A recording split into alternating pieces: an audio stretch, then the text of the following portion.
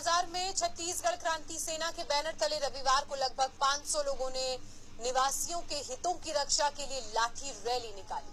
उन्होंने स्थानीय निवासियों के शोषण का आरोप बाहरी व्यक्तियों पर लगाया। लाठी रैली की वजह से जिला प्रशासन और पुलिस ने बड़ा इंतजाम किया। बड़ी तादाद में पुलिस को तैनात किया गया।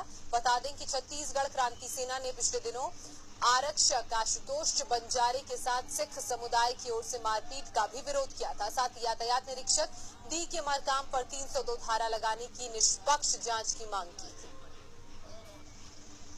सरकार में राजनीति में बैठे सब राजनीतिक दल के सिंधी, पंजाबी, बनिया, मारवाड़ी, गुजराती, यूपी, बिहारी, परदेसिया लाई धक्का मार के जहाँ लाए भेजबो हम नेता देके बहाल करे हैं।